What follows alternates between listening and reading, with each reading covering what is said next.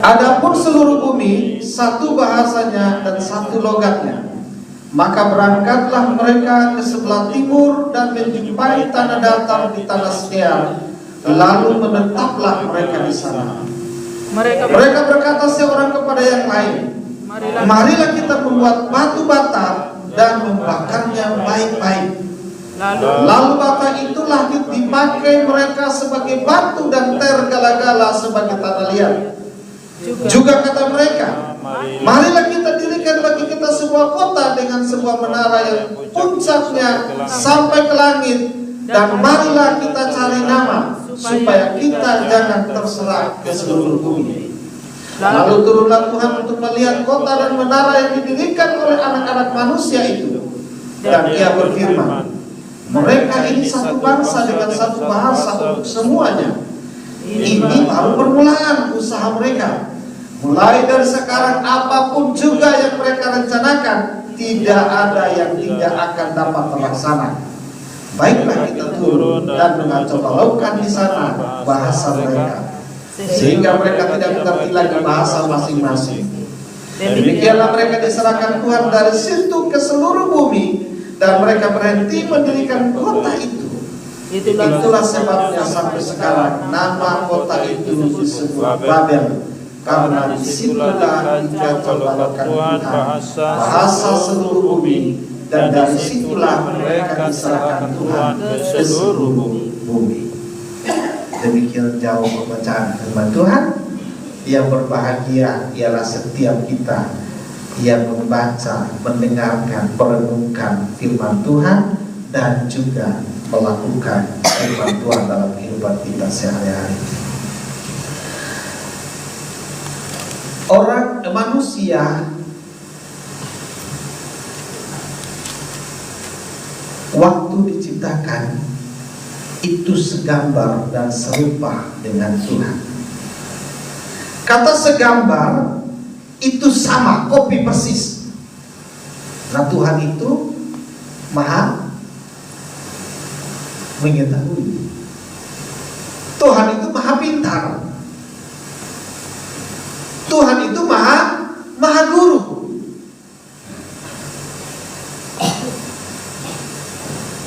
Karena manusia ini fotokopinya Tuhan, duplikatnya Tuhan, maka apa yang ada pada Tuhan itu diberikan kepada manusia.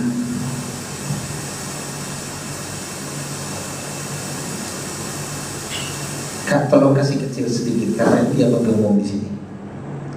Tes, ya, makasih. Apa yang Tuhan miliki itu diberikan kepada manusia.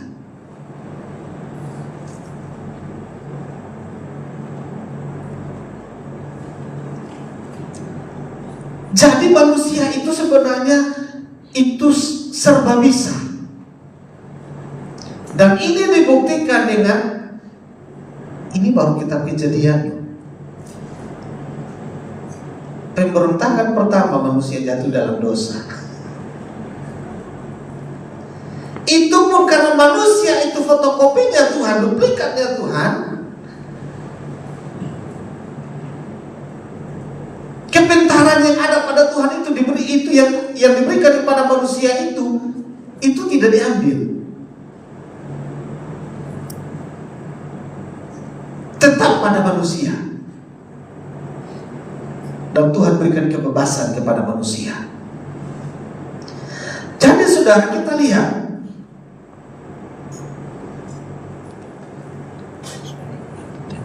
manusia pertama saja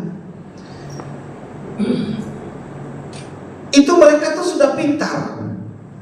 Secara pengetahuannya cukup tinggi, tingkat tinggi. Karena pengetahuan dan hikmat yang Tuhan punya itu diberikan kepada manusia. Jadi saudara, sebenarnya teknologi ini bukan baru sekarang. Teknologi itu dari zaman dunia dijadikan itu sudah ada. Dan manusia diberikan kemampuan untuk menghasilkan teknologi.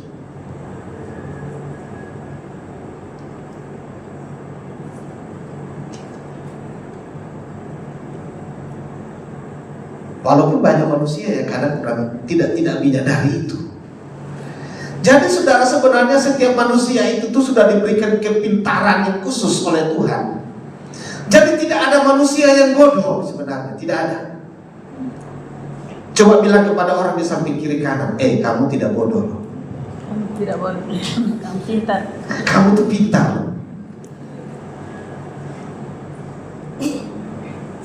Kenapa saudara? Kenapa? Manusia ini duplikatnya Tuhan, fotokopinya Tuhan,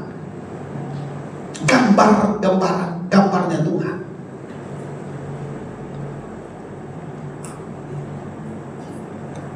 Nah, kita belajar dari kisah yang terjadi di Menara Babel ini. Teknologi itu saudara, itu bisa banyak manfaat. Orang bikin batu bata itu sebuah teknologi, penemuan teknologi yang canggih dulu, saudara. Karena kita lihat Adam dan Hawa waktu diciptakan, mereka hanya dilepas di Taman Eden. Itu tidak ada rumah, tidak ada gua, tidak ada. Karena itu taman, yang ada cuma pohon-pohon. Jadi mereka mau tidur, ya tidur di bawah pohon. Setelah manusia jatuh dalam dosa, diusir keluar dari Taman Eden, di otak mulai bermain. Bagaimana caranya supaya kita bisa bikin rumah? Bikin batu bata.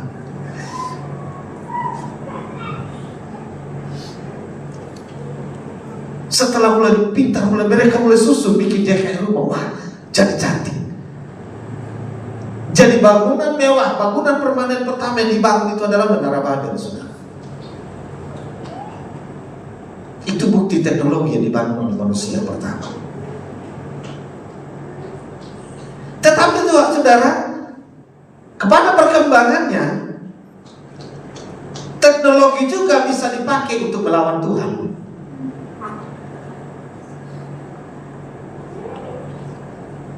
Tujuan Menara Babel dibangun ini apa? Mereka mau bikin menara sampai ke langit.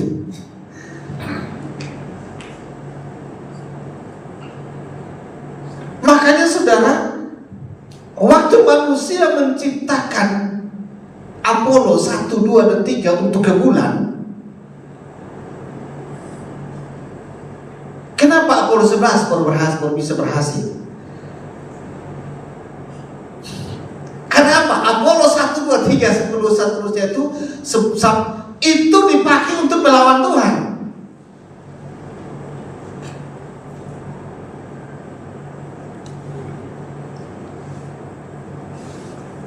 Tapi waktu manusia pertama menginjakkan kaki di bulan, itu orang Amerika.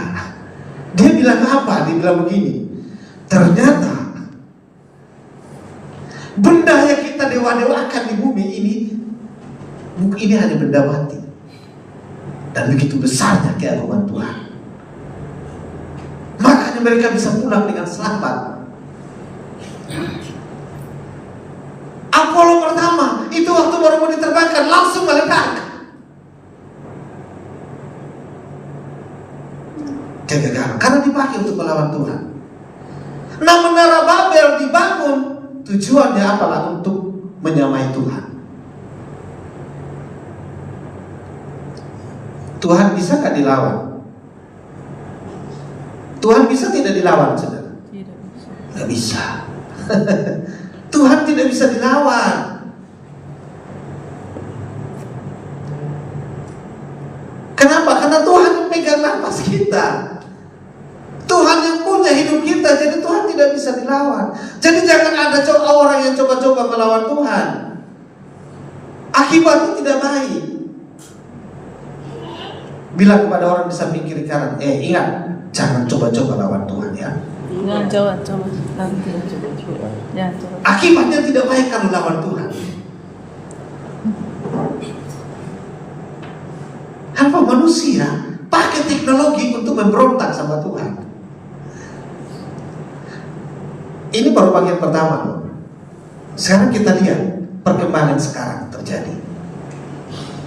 Semakin canggih, bukan? Betul? Sampai setuju dengan saya, sekarang perkembangan ilmu pengetahuan dan teknologi semakin canggih. Ya, setuju.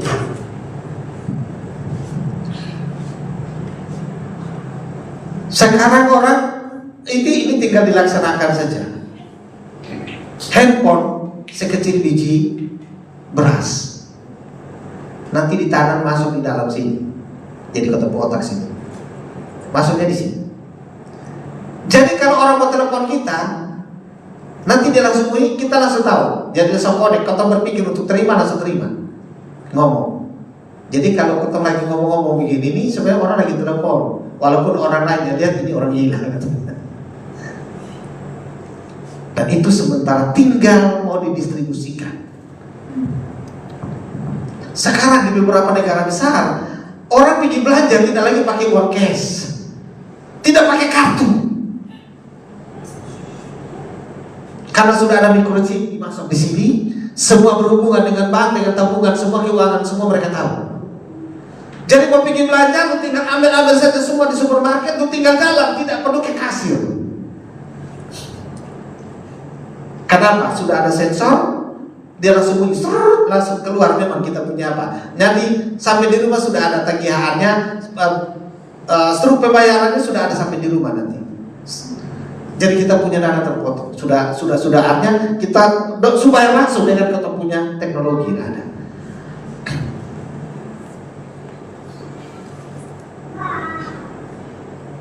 Semakin canggih. Sekarang saudara, kalau kita lihat lebih lanjut, anak umur 1 tahun sudah bisa pintar pegang handphone, betul? Lebih pintar mereka utak-atik handphone daripada kita. Ya walaupun kita yang lahir 60 tahun 60-an, 70-an, 80-an, 90-an itu tahun 2000-an sebenarnya sangat bersyukur ya. Karena kalau kami dulu masih sempat menikmati yang namanya lampu stroking. Saya masih sempat dapat apa gimana dengan mungkin yang bapak saudara-saudara yang umurnya sudah 50-an, 60-an, 70-an di sini nih masih sempat mendapatkan yang namanya telegram.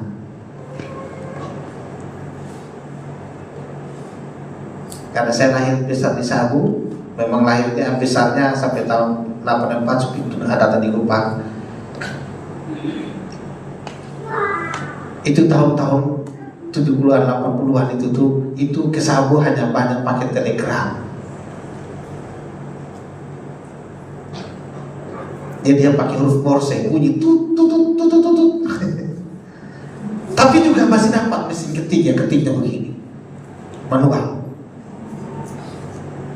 Tapi juga kami dapat komputer pertama masuk, dia masih pakai DOS, misalnya, pakai Lotus. Tapi kami juga masih dapat listrik dari convert dari 110 ke 220 tahun 80-an di Kota Kupang.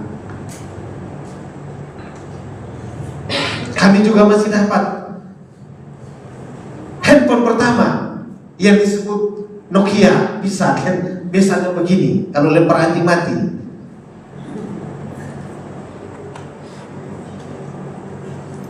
Oh itu handphone dulu mahal 5 juta.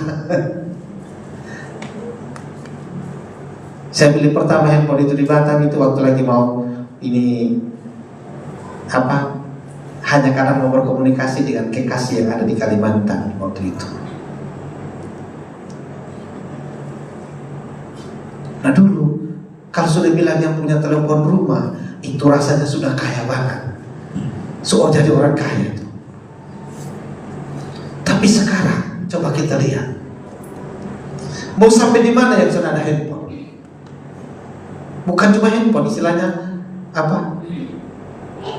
Android, iPhone.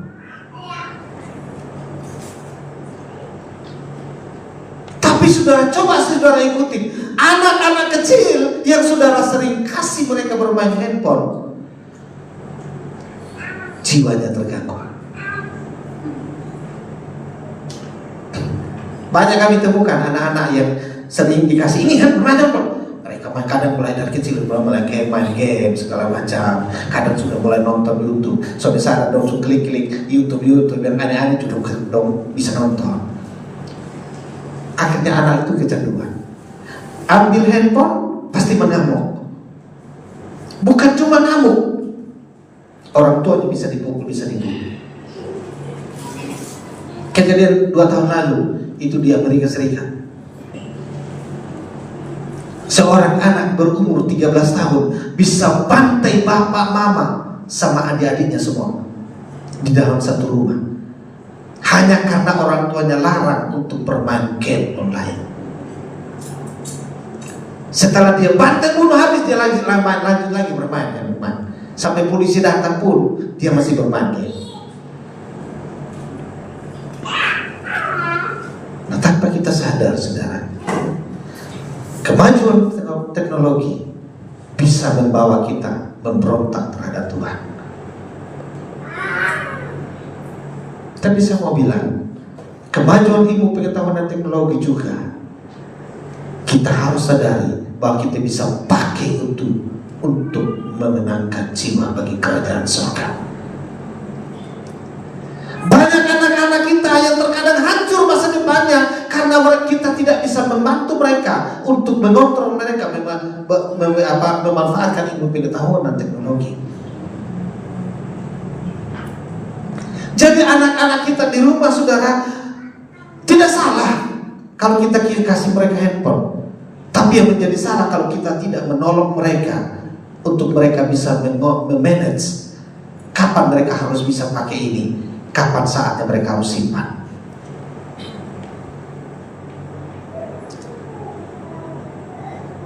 Beberapa hari kemarin kami berdua bertiga di rumah masih sempat ngobrol karena ada anak dari teman kami yang ini loh, karena sudah dari kecil dikasih pegang handphone.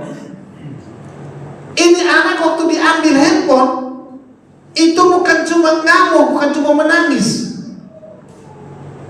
tapi berontak. Bahkan apa? Anaknya masih kecil, bisa ancam orang tuanya.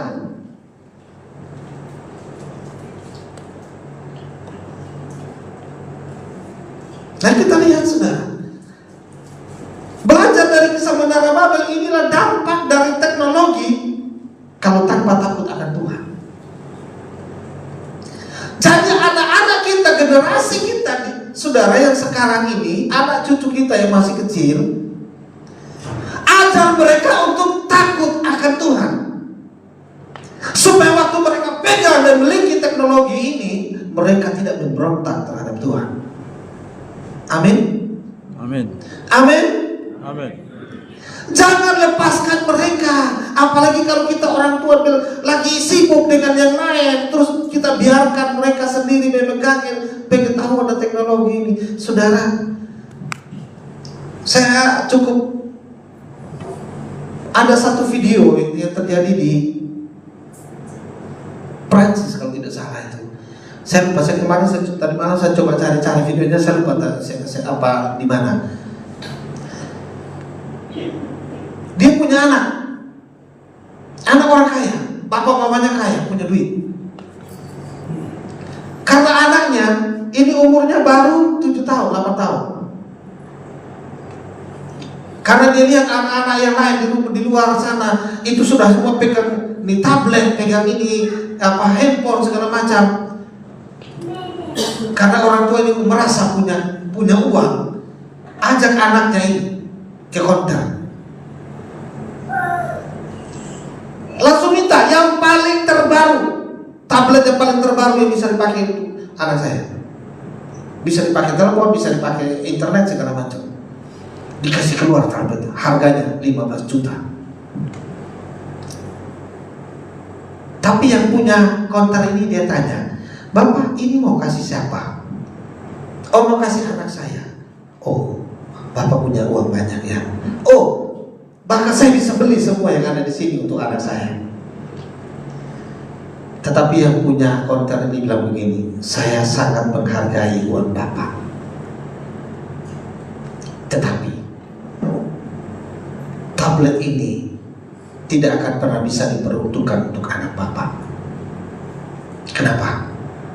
Sekalipun Bapak mau bayar semua ini, tapi saya tidak akan memberikan tablet ini atau handphone yang ada di konter saya ini untuk anak Bapak. Kenapa? Karena anak Bapak terlalu mahal bagi saya. Bapaknya bilang, maksudnya apa? Kenapa? Bapak, saya akan simpan tablet ini sampai anak Bapak berusia 14 tahun.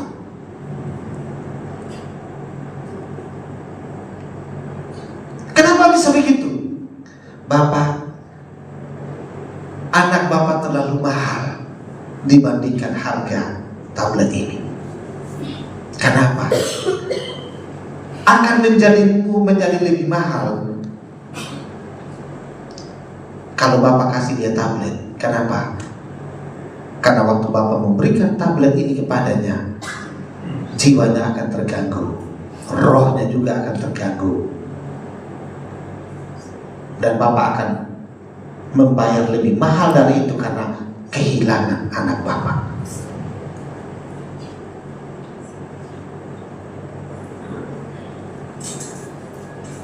Waktu mendengarkan kalimat itu, baru bapaknya pikir-pikir. Penjaga konter ini bilang begini, kalau Bapak kasih dia ini sekarang, hubungan dia akan lebih banyak dengan tablet ini. Yang dibutuhkan dia bukan itu sebenarnya, adalah kehadiran Bapak dan Mama untuk menemani dia bermain, untuk menemani dia belajar, untuk bersenang-senang bersama dengannya, bahkan untuk menangis bersama-sama dengan dia. Bukan tablet. Saudara, kita belajar dari cerita ini. Jangan jadi seperti manusia di Menara Babel. Teknologi diberikan Tuhan untuk membantu kita. Betul? Teknologi diberikan Tuhan untuk membantu kita. Kalau dulu mau naik pesawat, check-in tidak boleh terlambat di bandara, betul? Tapi sekarang dari rumah kita bisa check-in karena langsung begini. Jadi pergi tinggal langsung, sudah sorong naik, scan barcode naik. Kecuali ada bagasi, baru kita antri sebentar untuk scan bagasi.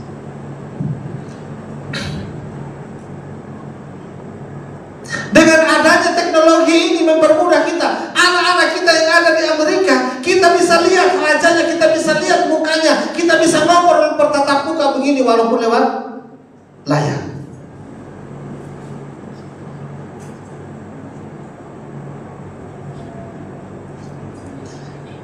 Teknologi Tuhan berikan kepada kita untuk membantu kita,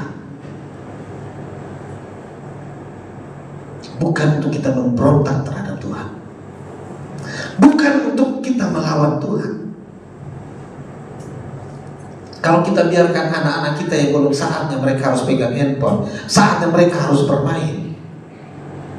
Saya ingat tahun 90-an, tahun 2000-an, saudara, kami yang masih pemuda-pemudi, tidak ada handphone, tidak ada telepon. Tapi bisa berjanji ketemu di mana malam minggu, kotor rame-rame, senang-senang. Bisa bersenang gurau, bisa berketawa. Tapi juga kalau orang tua marah, tidak ada yang berontak. Kalau orang tua bilang tidak boleh, ya tidak boleh. Tapi coba sekarang, karena anak ini sukenal nyong di FB, ini nyong sudah janji, sudah lu lari dari rumah, nanti kita jemput, sudah kau tunggu nikah sudah.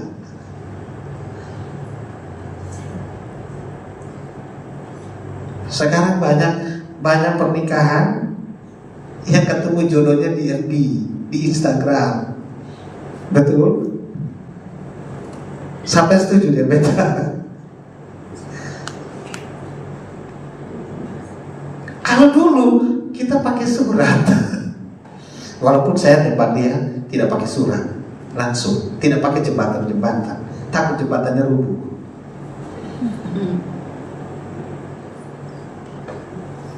Jadi saudara, teknologi Tuhan berikan, sekali lagi saya ulang, bahwa Tuhan berikan kita teknologi untuk menolong kita, membantu kita. Bukan teknologi memperbudak kita. Saudara bangun pagi-pagi bukan baca Alkitab, tapi lebih banyak TikTok, lebih banyak FB, lebih banyak WA. Mungkin sudah terlalu keseringan ya, pengkhotbah sering sampaikan ini.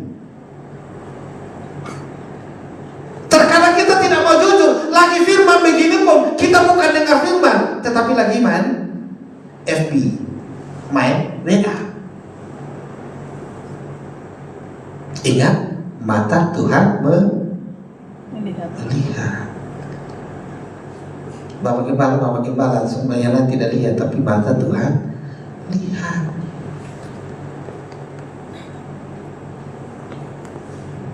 Saudara, teknologi Tuhan kasih kita untuk mempermudah kita, bukan untuk memperbudak kita. Sadar atau tidak sadar, kalau kita sudah terikat dengan ini, saudara, berarti kita diperbudak oleh teknologi.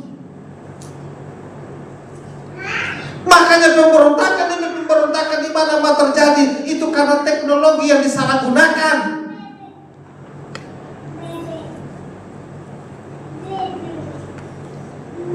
Sekarang saya mau tanya, siapa yang pakai teknologi handphone ini, TikTok, FB, itu untuk penginjilan? Jujur, angkat tangan. Saya bukan mau menilai, saya mau lihat siapa yang pakai. Karena saya dan Bapak Gembala sering pakai TikTok itu memberikan kata-kata motivasi, sisipkan firman Tuhan di dalamnya.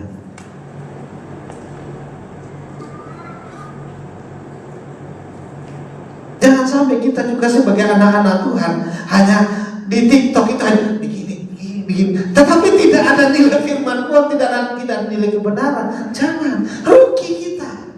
Kenapa? Tuhan berikan kita teknologi ini untuk membantu kita supaya kita bisa membawa Injil kerajaan surga ini kepada banyak orang.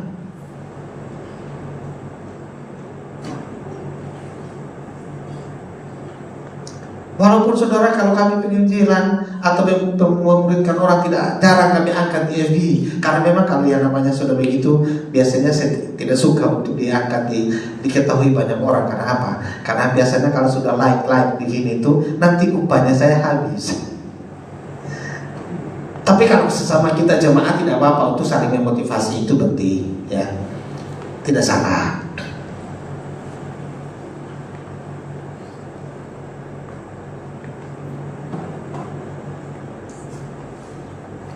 Saudara, mari kita lihat kembali motivasi kita di dalam memanfaatkan teknologi ini. Karena apa, saudara? Teknologi itu berguna bagi kita, sangat berguna bagi kita sekarang ini. Tapi jangan menyalahgunakan teknologi itu.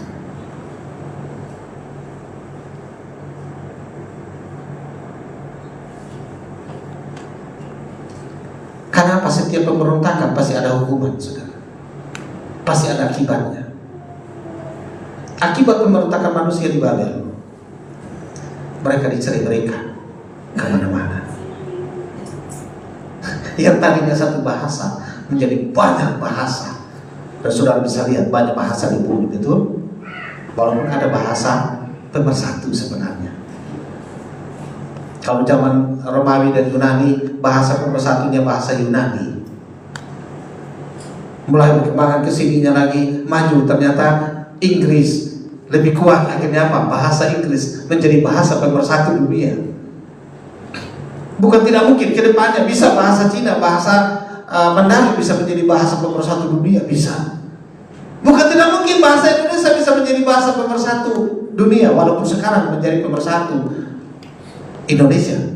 Kenapa? Dari Sabang sampai Merauke, dari Sangir sampai Talaut, itu ada ratusan bahkan ribuan bahasa, tapi bisa dipersatukan oleh bahasa Indonesia. Makanya tanggal 28 Oktober kemarin dirayakan sebagai hari Sumpah Pemuda. Sumpah di mana? Para pemuda waktu itu menyatakan bahwa satu bahasa, yaitu bahasa Indonesia. Saudara-saudara mau belajar bahasa sekarang ini tidak susah lagi. Kalau dulu mesti bayar tukang guru les, guru privat. Sekarang tidak perlu. Semua tersedia di sini. Kami berdua suami istri lagi belajar bahasa Ibrani sekarang. Banyak pakai ini.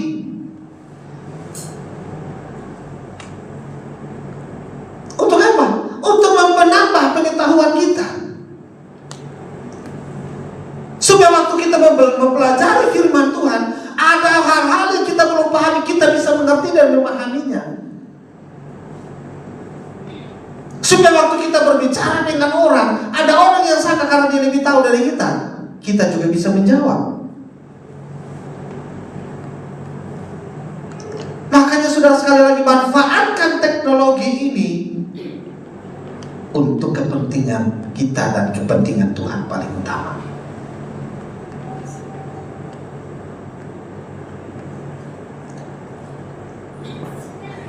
Penguasaan teknologi diwakili oleh kemampuan membangun kota dan menara yang tinggi, dipakai untuk memberontak kepada Tuhan. Seharusnya teknologi itu dipakai untuk melayani Tuhan. Coba mereka waktu itu tidak bangun menara untuk melawan Tuhan, mereka bangun gedung yang besar untuk nampung. Ayo kita puji Tuhan di sini, jangan lagi di jalan raya. Kira-kira Tuhan senang tidak? Tuhan senang. Waktu gedung ini dibangun oleh para tukang, mereka mempergunakan bahan-bahan untuk mengamankan, betul? Kalau saudara lihat di YouTube, saudara lihat di media sosial, orang Cina lebih canggih lagi membangun tempat-tempat. Bahkan tempat-tempat di Cina ada yang di atas gunung, yang di pinggir tebing bisa dibangun hotel di situ, kan gila. Di tebing-tebing yang tinggi yang di bawah kalau jatuh orang mati tidak ada hidup. Tapi mereka bisa bangun jalan yang dipasang kaca, walaupun kadang orang yang jalan pasti ketakutan.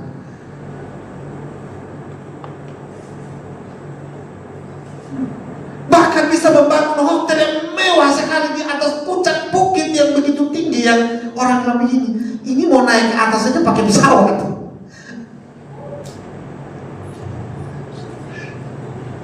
Nah, teknologi itu dipakai untuk membangun, dipakai untuk kebaikan, jangan dipakai untuk melawan Tuhan.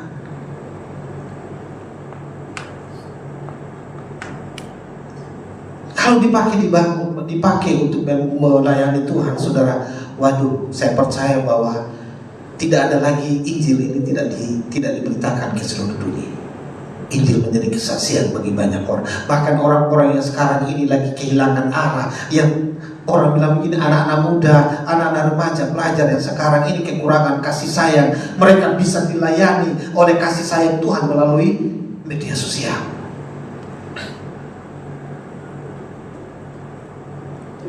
Sekarang koran-koran yang ditulis, yang surat kabar, saudara, yang ditulis di kertas itu hampir tidak laku sekarang. Kenapa? Beritanya lebih cepat di sini daripada di koran. Walaupun masih ada orang tua yang dulu yang sudah umur 70-80 yang lebih suka baca koran, yang sedikit gaptek pegang ini istilahnya.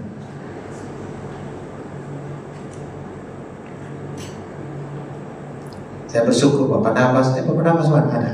Bapak Nas masih bisa pegang handphone.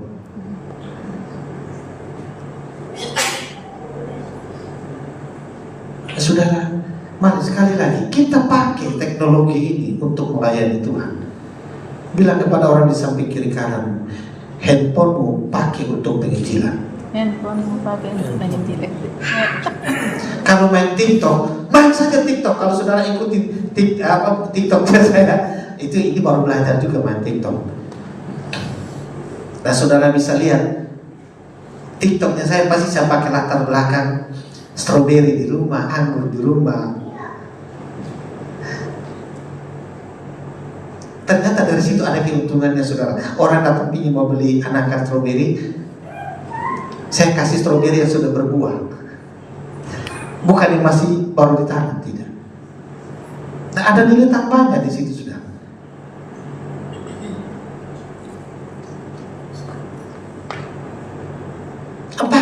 saudara, supaya bisa nama Tuhan dipuji dan dipermuliakan. Saya lihat di TikTok juga banyak orang pakai untuk penginjilan.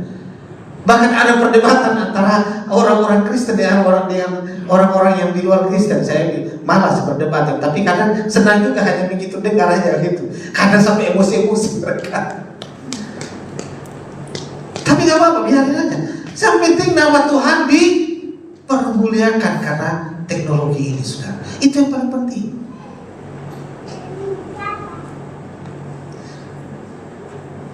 Jangan sampai kita menjadi manusia yang merasa diri independen, tidak membutuhkan Tuhan lagi. Tuhan mengacaukan bahasa di Babel itu kenapa? Manusia merasa mereka bisa semua. Dia bisa melakukan segala-galanya karena dia pintar. Makanya Yeremia bilang begini, terkutuklah orang yang mengandalkan manusia, yang mengandalkan kekuatannya, mengandalkan keuangannya, harta bendanya. Terkutuklah orang yang mengandalkan sesamanya, mengandalkan kekuatannya. Tapi diberkatilah orang yang mengandalkan Tuhan.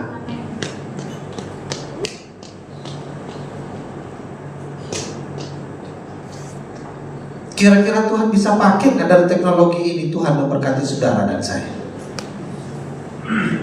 Amin. Tuhan bisa pakai itu, saudara.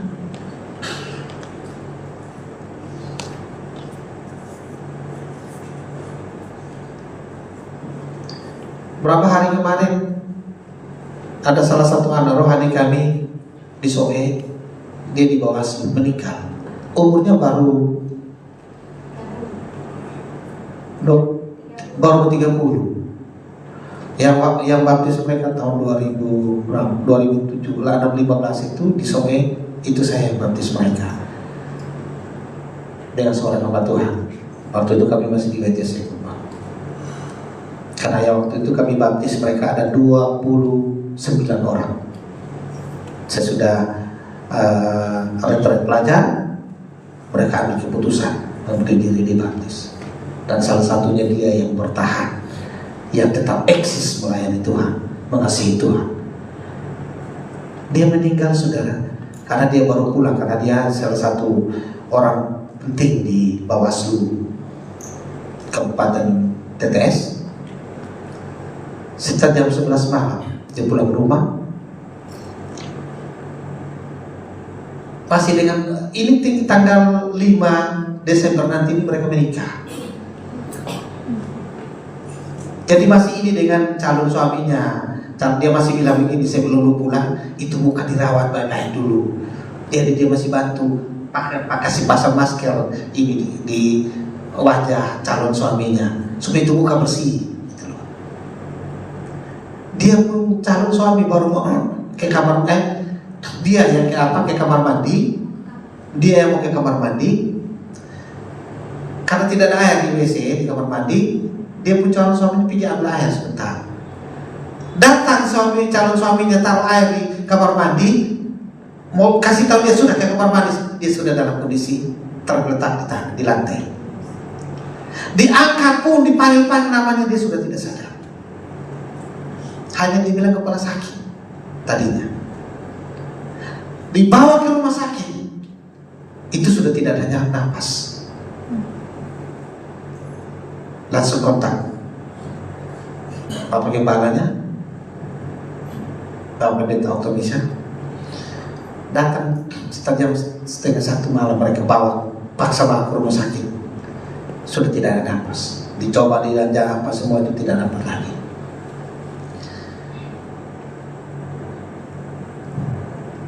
Saudara, anak ini dia salah satunya. Dia sarjana teologi dan juga sarjana pendidikan. Di masa yang masih begini muda, dia pakai teknologi ini untuk melayani Tuhan.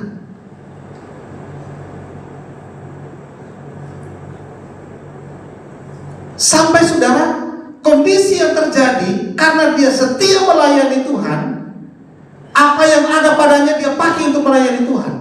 Bahkan dalam pekerjaannya pun dia bisa menjadi berkat buat orang-orang di situ. Dan dia selalu pakai ini untuk memuridkan anak-anak muridnya yang Tuhan percayakan kepadanya. Saudara, kemajuan teknologi itu Tuhan bisa pakai untuk membawa kita memenangkan sebanyak mungkin jiwa bagi kerajaan sorga, bahkan menjadikan mereka murid-murid kerajaan sorga melalui ini. Nah, walaupun anak ini saudara masih sangat muda, ini tanggal 5 lagi mereka mau urus nikah, tapi Tuhan sudah panggil pulang. Tapi satu sukacita bagi keluarga, walaupun sebenarnya sedih sekali, apalagi calon suaminya. Calon suaminya juga dia yang bawa datang ke Tuhan, sampai cinta Tuhan betul-betul.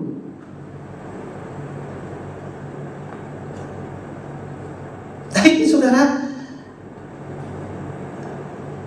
waktu Tuhan memanggil kita, kita tidak akan pernah hitung-hitung apapun lagi. Tidak akan ada apapun lagi yang kita pikirkan dan kita bilang, oh tunggu nanti saya masih dapat. Tidak. Tapi waktu Tuhan, dia akan datang seperti pencuri, kapanpun itu. Makanya saudara, kalau Tuhan sudah kasih ini kepada saudara, saudara mungkin saudara bilang begini, kita Bapak Gembala dan hamba Tuhan semua di selalu serukan penginjilan. Saudara bilang, kita sudah bisa omong. Kita sudah bisa bikin apa-apa kalau untuk penginjilan. Saudara punya ini, pakai ini untuk penginjilan. Amin. Amin. Bilang kepada orang di samping kiri kananmu, lu pun handphone, pakai untuk penginjilan. Ya. Pakai untuk penginjilan supaya banyak orang bisa diberkati, banyak orang jadi cinta Tuhan. Kami punya murid-murid sekarang ini, murid-murid bukan cuma ada di sekitar kita, ada yang di Timor Leste, ada di Kalimantan, ada yang di Alor, ada di mana-mana. Bapak Gembala saja punya jemaat yang dimuridkan, itu ada di mana-mana, bahkan ada di Toraja, ada di Belanda. Coba saudara bayangkan, hanya karena apa? Ada ini, betul? Makanya manfaatkan teknologi ini untuk melayani Tuhan, untuk kemuliaan Tuhan. Amin. Jangan dipakai untuk memberontak terhadap Tuhan.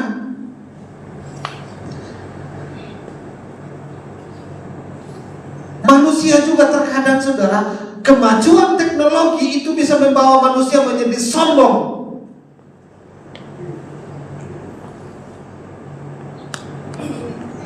Saudara, dulu waktu pertama kali pegang handphone, rasanya kalau jalan di mana-mana lagi mau telepon kan, rasanya hebat sekali itu. Kalau kita jujur dulu seperti itu. Walaupun awal-awalnya hanya handphone yang besarnya begini, tapi kalau bisa dibawa kemana-mana, rasanya kalau sudah di telepon, rasanya kebanggaan, rasanya dunia ini hanya milik saya saja. Tapi itu kenyataan sudah. Sekarang saudara bisa lihat dunia, pemimpin dunia, karena mereka bisa menciptakan teknologi yang begitu canggih, bahkan senjata-senjata yang begitu canggih, mereka menjadi sombong. Bahkan nyawa manusia seperti tidak ada harganya lagi.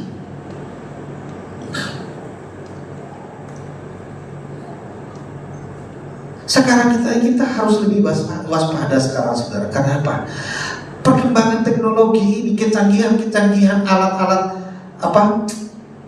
senjata-senjata perang sekarang ini nih, bikin kita harus lebih waspada, lebih berjaga-jaga lagi, lebih dekat lagi dengan Tuhan, lebih intim lagi dengan Tuhan. Karena apa? Perang bisa terjadi kapan saja. Bahkan dunia manusia bisa menciptakan virus mematikan seperti COVID, virus Wuhan baru-baru. Itu kan virus yang diciptakan manusia untuk membunuh manusia. Manusia dulu yang ciptakan virus polio itu sama, manusia juga.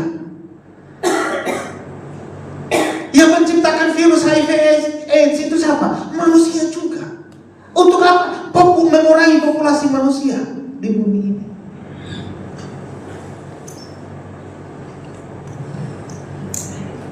Saudara, manusia jadi sombong karena mereka pintar.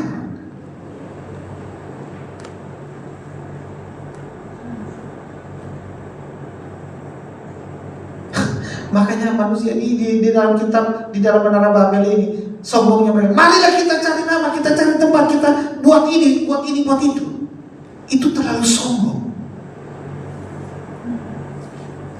Dan sekarang kita pun manusia di saat-saat ini pun terlalu sombong. Karena apa? Karena kita pintar pakai ini. Kita jadi lupa Tuhan.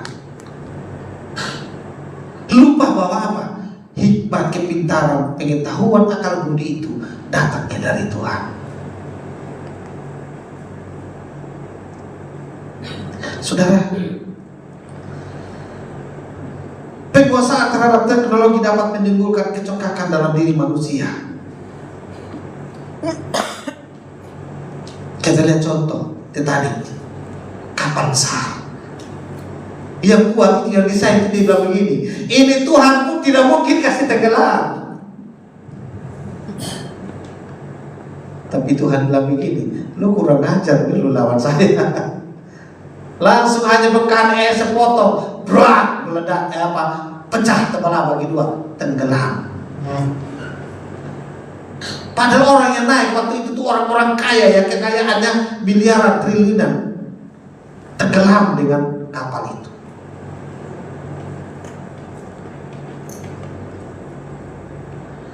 Jadi jangan coba-coba saudara untuk melawan Tuhan. Jadi kesadaran bahwa hikmat dan kemampuan berasal dari Tuhan akan menghindarkan kita dari kesombongan karena teknologi yang kita miliki. Daniel 12 ayat 4. Orang yang mencari pengetahuan itu akan ditambahkan kepadanya. Orang yang mencari di sini, coba lihat. Tetapi engkau Daniel, sembunyikanlah segala firman itu dan meteraikanlah kitab itu sampai pada akhir zaman. Banyak orang akan menyelidikinya dan pengetahuan akan bertambah. Artinya kita menyelidikinya di dalam takut akan Tuhan. Kita mencari firman itu dalam takut akan Tuhan. Tuhan tambahkan pengetahuan, tambahkan hikmat.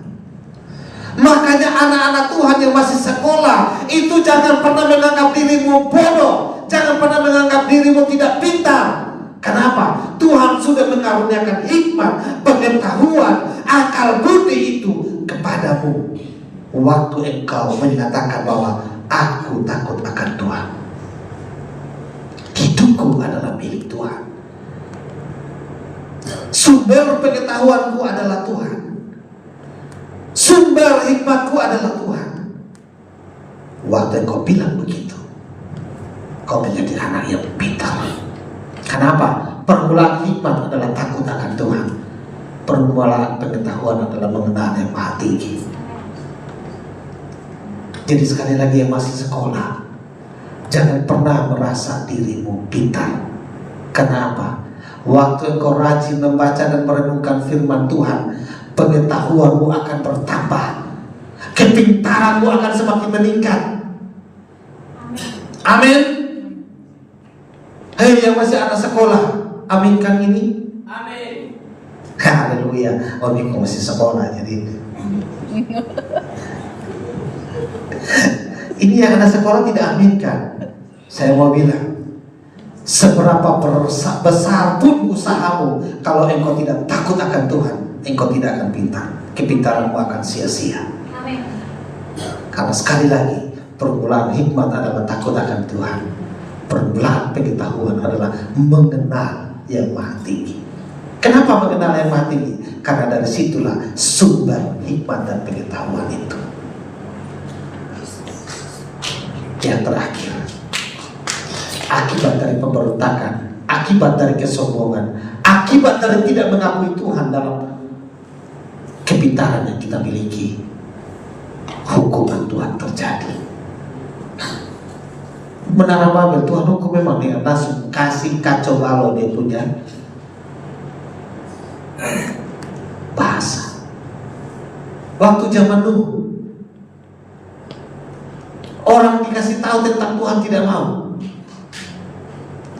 Nuh itu menciptakan teknologi yang baru itu waktu dia itu dengar Tuhan. Tuhan bilang, lu potong kayu ini, coba saudara bayangkan dulu belum ada gergaji. Belum ada gergaji mesin, jangankan gergaji mesin, gergaji tangan yang begini saja belum ada. Coba saudara bayangkan, Nuh dengan anak-anaknya bisa potong kayu, bisa sekap kasih rata, dan bisa susun dia untuk jadi satu kapal besar. Itu penemuan teknologi yang luar biasa. Tapi hikmahnya datang dari mana? Dari atas.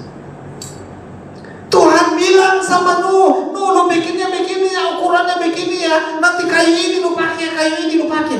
Tuhan sudah tahu. Bikin kapal di atas gunung, coba saudara bayangkan.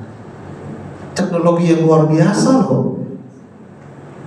Tapi akhirnya kapal itu bukan terbang, tapi dia berenang di atas lautan air. Nah inilah yang luar biasanya.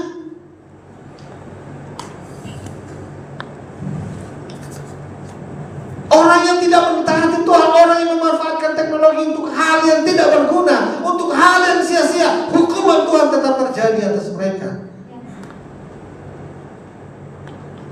Makanya saudara, jangan sampai hukuman Tuhan kena juga atas kita kalau kita tidak memanfaatkan teknologi ini untuk kemuliaan Tuhan. Manfaatkan teknologi ini ya untuk cari uang boleh, tapi cari uang yang halal. Amin. Kenapa banyak orang bisa pakai ini handphone ini untuk berjualan, untuk menghasilkan uang? Bapak Gembala pun TikTok saja sudah berapa ribu like follower. Artinya itu sudah bisa dapat penghasilan dari situ. Betul? Saya yang hanya real FB saja itu saya cek kemarin mungkin berapa, sekitar $3 ya, lumayan. Karena itu saya hanya pakai itu dari hanya untuk memotivasi orang, ya. Sisipkan firman Tuhan sedikit. Tapi saudara, banyak orang diberkati dengan, ya. Bahkan kadang ada orang yang di Kabupaten Kupang yang ketemu saya baru, saya hanya menunggu Bapak punya status. Tunggu status untuk apa? Kenapa? Status firman Tuhan itu banyak memberkati saya. Begitu, puji Tuhan. Artinya sudah, mari kita jadi berkat buat orang lain lewat teknologi. Amin. Amin. Bilang sekali lagi pada orang di samping kiri kananmu, jadilah berkat buat orang lain melalui handphone. Ya.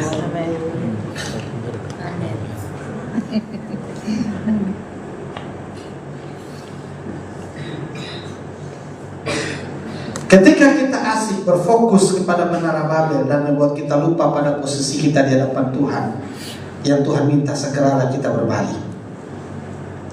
Kalau kita sudah lebih banyak fokus ke sini, ya, bukan untuk Tuhan, tapi hanya untuk kesenangan kita sendiri, lebih baik kita kembali kepada Tuhan. Kita punya Alkitab, instal Alkitab elektronik di sini. Coba cek, masing-masing cek, tanya diri sendiri, apakah di handphonemu ada Alkitab atau tidak di dalam? Ya, tidak ada, jujur sendiri pada dirimu, jangan pada saya. Install Alkitab di sini. Walaupun saudara kadang sedikit agak jorok, saya kalau jam 4 pagi bangun, duduk di WC, di toilet, tapi juga sambil nunggu, ya, daripada nunggu lebih baca Alkitab. Tidak ada yang salah, saudara.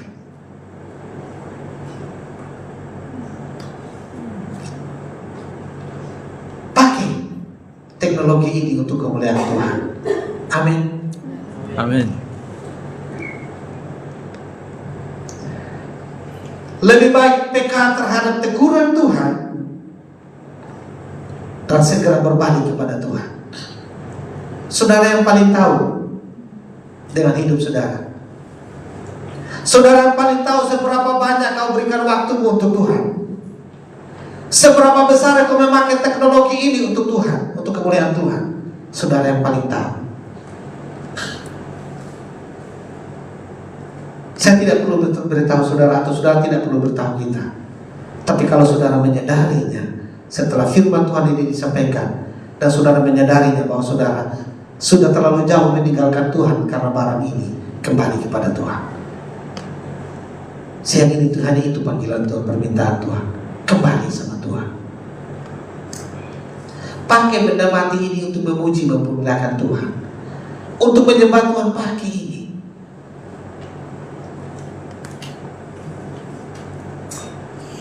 Ada instrumen-instrumen rohani yang kita bisa pakai untuk menyembah Tuhan di dalamnya. Ada. Mari manfaatkan itu dengan sebaik mungkin. Waktu luang daripada hanya sekedar baca-baca yang tidak penting, atau niat berita-berita yang hanya berita negatif. Pakai waktu untuk baca Alkitab. Amin. Karena saudara, sekali lagi, kalau Tuhan mengasihi kita, Tuhan akan tegur kita kalau kita salah. Tapi kalau Tuhan tidak mengasihi kita, Dia biarkan kita. Wahyu 3 ayat 19 itu jelas berkata begini, barang siapa ku kasihi, akan ku tegur dan ku hajar. Kalau berteguran Tuhan, pertama kita tidak mau dengar, Tuhan tegur kedua kali. Nah, kamu sudah terlalu jauh meninggalkan aku. Kembali. Ketika tidak mau, Tuhan hajar. Ingat, hajaran Tuhan itu tidak enak. Teguran dan hajaran Tuhan itu tidak enak, tapi mendatangkan kebaikan bagi kita. Amin. Jadi kalau Tuhan tegur dan Tuhan hajar, jangan lari meninggalkan Tuhan seperti Yudas Iskariot, tapi kembali seperti Petrus, sadari diri kita. Karena Tuhan sayang kepada kita, Tuhan mengasihi kita. Amin, firman Tuhan.